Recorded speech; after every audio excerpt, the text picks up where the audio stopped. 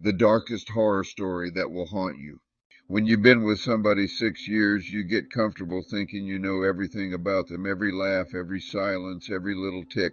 I thought I knew my wife, Natasha. We'd been married 11 months. Grown folk love. Steady, no theatrics, none of that soap opera noise. She was the kind of woman who told the truth even when it cut. Smart, grounded, no nonsense. The kind that held her spine like an old oak. So when the first weird thing started, I didn't have a map for it because that ain't the Tasha I signed up for. This was something else. It started a couple months after we moved into that old West Side building, you know the kind, 60s brick, narrow hallways, pipes that sing when the heat kicks on, neighbors that keep to themselves, floors that creak like they got secrets. It wasn't no luxury, but it was ours, and I liked that. One morning I'm running late for work, coffee in hand, walking down the hall, trying not to wake the neighbors with my hurried steps. And then I see it. Just an eye. Tasha's eye peeking from around the corner, curls tucked behind her ear, everything else hidden by the wall, like she's playing some secret game. I nearly dropped the cup. Yo, you good? I laughed, trying to shake off the nerves. You scared me, girl. She darted back like a kid caught with candy, bare feet across the floorboards, quiet as a whisper, gone in a flash. That's not her. She ain't the prank type. She can't even sit through Get Out without covering her face, trembling at every jump scare. She laughed it off, kissed me, waved me out the door. I shrugged it off too. Maybe she was just being playful, just messing around. But then it kept happening. 2 in the morning. I get up for water, the apartment silent and dark. That skin-crawling feeling hits, like somebody's watching the back of your neck. I look over, and she's crouched on the other side of the island, grinning, wide-eyed, like she hadn't blinked in hours. Her grin was too big, too knowing, almost unnatural. I dropped the jug, orange juice everywhere. Baby, what the... I started, voice shaking, and she scuttled back, on all fours, hands and feet slapping tile like some animal, fast as a damn cat, silent until it wasn't, echoing in the kitchen. I froze in the kitchen. Later I find her in bed, breathing slow, asleep, or good at pretending, still as a statue. I stood there watching her like you watch a storm approach, waiting for the thunder, heart pounding. Morning rolls around and I test it. She laughs like I'm imagining it, brushing off my concern. You always dreaming, she says, bright smile. Kiss on the cheek, act like I'm the one who's off balance, not her. But her eyes lingered. A second too long, holding mine with something I couldn't quite name. And the hiding? It got worse, curtains drawn tight, hallway corners avoided, shadows seemed to move on their own. Once she hid inside an old wooden chest her grandmother gave her. Lid cracked, just enough for her to peek out and watch. No sound at all, just that grin, those eyes unblinking in the dark. I told her to cut it out. She snapped the lid shut like it was all just a joke to her. That night I didn't sleep, couldn't close my eyes for a second. My beard felt like every single hair stood up on end, prickling with nerves. 2 weeks pass. Nothing happened. I start thinking maybe it's over. Maybe I'm tripping, imagining things. Then we're on the couch watching something dumb and she leans over, smiling like nothing happened. I joke, you finally retire from spy duty, trying to lighten the mood. She looks at me with that sly smirk and says, maybe I just got better at it. The way she said it, it crawled under my skin and stayed there, lingering. 3 nights ago, everything changed for me in ways I never could have expected. She told me she was going to her sister's that evening, her voice casual, nothing out of the ordinary. So I shower, trying to wash the nerves off me, letting the hot water calm my restless thoughts.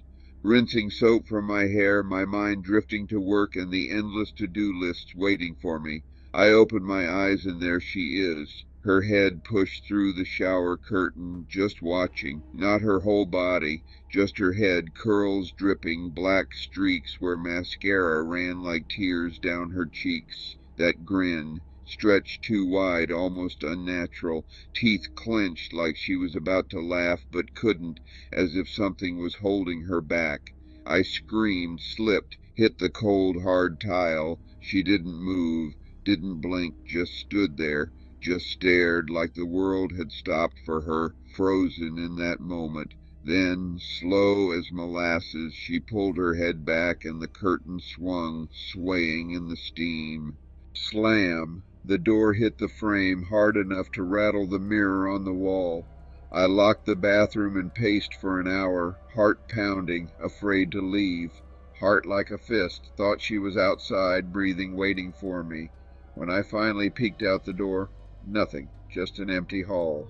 Then I heard it, a sound that sits in my chest when I think about that night, echoing in my memory. A low, shaky moan coming from the closet, chilling me to the bone. I turn, and she's in there, waiting in the darkness, peeking through the crack of the closet door, eyes fixed on me. That grin, those big unblinking eyes staring right through me, her hands pressed to her chest like she was carrying something heavy inside, something she couldn't let go.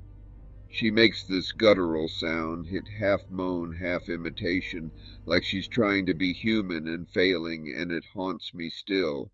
I ran, didn't grab nothing, drove barefoot to my brother Chris's across town. I didn't care what I looked like, just needed distance.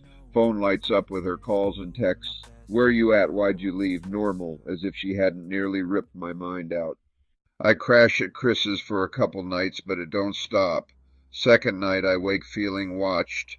I look up, and she's outside the living room window pressed up against the glass, breath fogging the pane, drool running down like some slow leak, that grin carved in her face. Chris comes down when I holler. I turn back. She's gone, but the drool's still there, dripping like proof of a ghost you can't call the cops on. Next day his wife says she saw Tasha that morning, stopped by the building asking if I was awake, didn't come in, just stood there at the door, pale, hollow-eyed. But Tasha didn't drive, her car was still at our place. You might be thinking what everyone else told me, man, get her help. I tried, called her mama, cold as winter, didn't ask if her daughter was okay, didn't sound worried, seek professional help, she said, and hung up, like she heard this before and didn't want to be the one to fix it.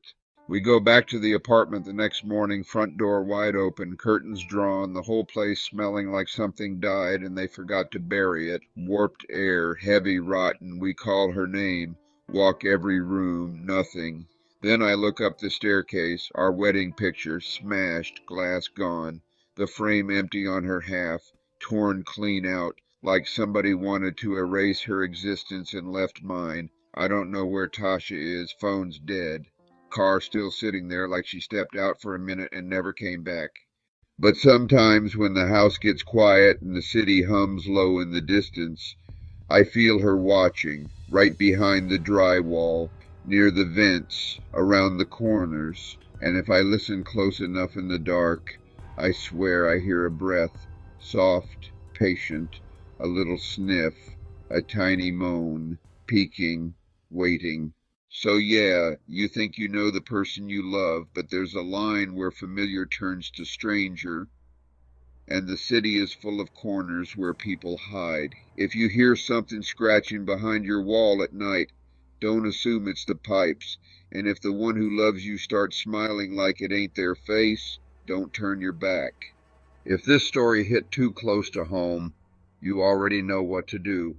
Hit that like button, drop your thoughts below, and subscribe to the very best YouTube urban horror channel, Sites of Horror, because out here the streets remember, do you?